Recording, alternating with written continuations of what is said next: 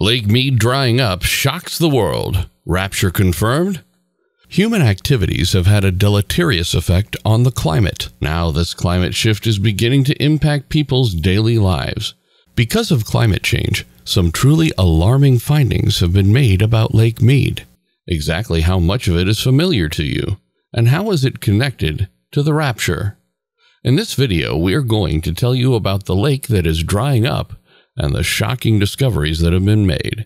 Stay tuned. What is Lake Mead? As a reservoir on the Colorado River in the southwestern United States, Lake Mead was created by the Hoover Dam. It spans the border between Nevada and Arizona, about 24 miles or 39 kilometers east of Las Vegas. From a water storage perspective, it tops all other U.S. reservoirs. Nearly 20 million people and a lot of agriculture get their water supply from Lake Mead, which is used by the states of Arizona, California, and Nevada, as well as some of Mexico. Lake Mead is 112 miles or 180 kilometers long, has a maximum depth of 532 feet, 162 meters, has an elevation of 1,229 feet, or 375 meters above sea level, covers 247 square miles, 640 square kilometers, and has a volume of 28.23 million acre-feet, 32.236 cubic kilometers when at full pool. Effect of climate change on Lake Mead. Lake Mead is letting go of her dead in her swindling waters. Lack of water from the receding Colorado River is causing more than simply a mob-driven hit involving a body in barrel-drowned boat or stark white shorelines. The story of what transpired in southern Nevada 12 million years ago is now told by volcanic dust that was deposited there from Idaho, Wyoming, and California during a period that is beyond our comprehension. Due to drought and diversions, the Colorado River is drying up. Urgent measures have been taken by the U.S. Bureau of Reclamation to preserve its flows, and all 7 of the states in the upper and lower Colorado River basins that rely on it are working together to find answers. In the meantime, the severe drought and drying of the Southwest are providing warning signs of what nature can teach humans about the planet's history and its climactic fluctuations. Hemingway Harbor. A rattlesnake hides among some rocks on the desolate southwest coast of Lake Mead, not far from the charred remains of an old houseboat that has been baking in the desert sun for years.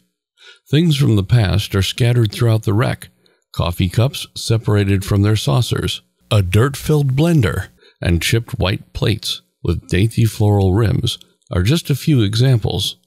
A tangle of ropes and wires runs through its splayed wooden frame, which rests on an unstable rock base. On top of the ruin is a tiny white toilet. You can locate its seat, with its lid still connected, near the shoreline.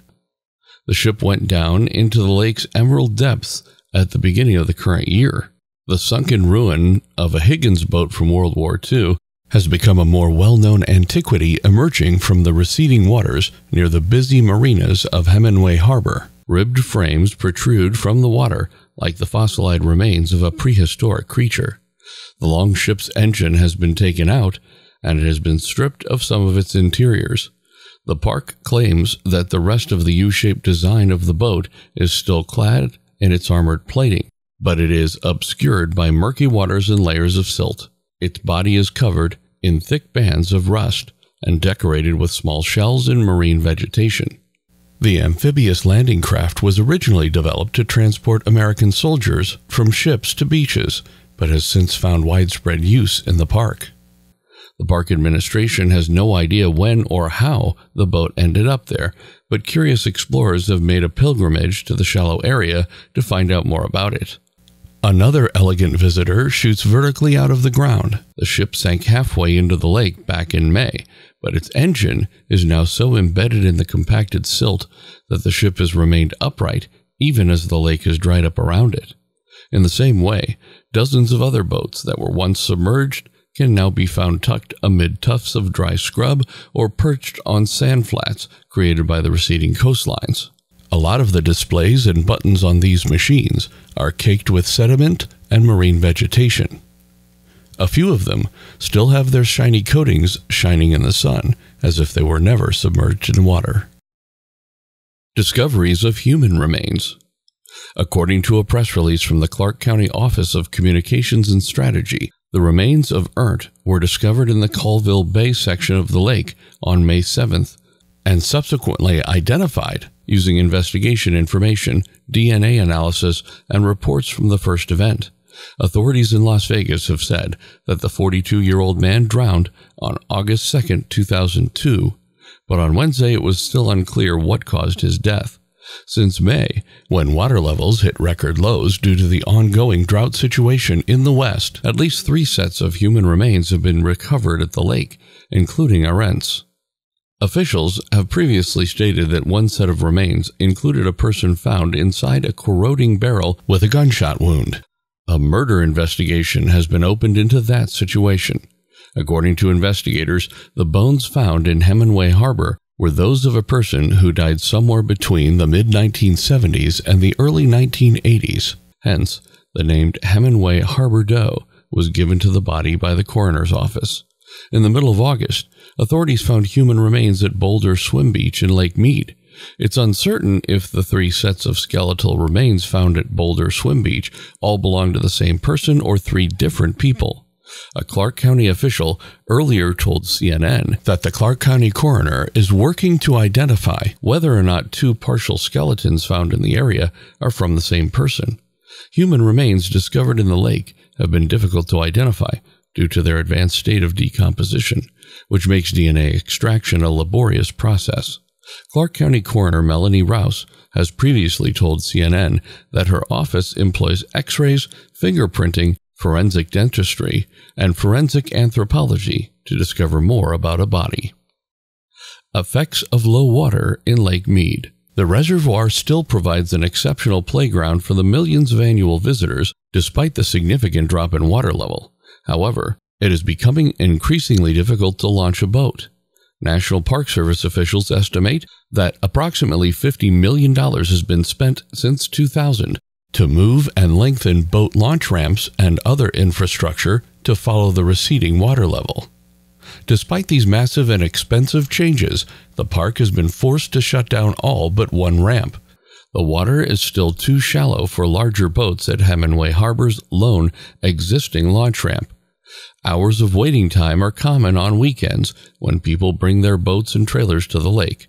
Several signs dot the long paved approach to the ramp, all of which stress the dangers of taking out a boat while the water level is low.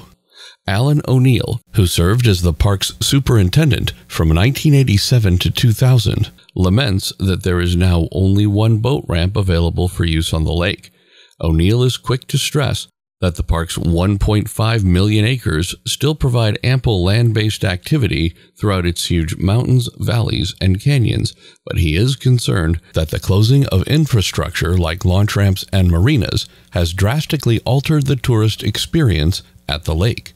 O'Neill says he remembers the park is bustling with activity because of the lake and nearby shoreline, and he feels horrible gazing out and seeing that. Bruce Nelson, director of operations at the Lake Mead Marina in Hemingway Harbor, speculates that the news of the terrible drought's effect on the lake may also be discouraging visitors since they think the view has gone dreary. The days of the Rapture. The drying of the river should not be shocking, but terrifying, as, according to the Bible and the book of Revelations, the drying of rivers is a sign of the end times. According to Revelation 6, 5-6, I heard the third living creature say, "Come," when he broke the third seal, and there before my very eyes was a black horse, and its rider was holding a set of scales. A voice, or what sounded like a voice, came from among the 4 living things, saying, "A quart of wheat for a denarius, and 3 quarts of barley for a denarius, and do not destroy the oil and wine." Also, in Revelation 16:12, with a single pour of his bowl, the 6th angel dried up the mighty Euphrates, making room for the kings of the east. So, it might be time to think about the end times and prepare for them. This ends the video for today. How will you describe these discoveries in a single word? Let us know in the comments section.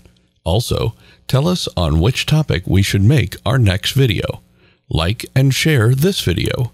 Do subscribe to our YouTube channel. We'll see you in the next video.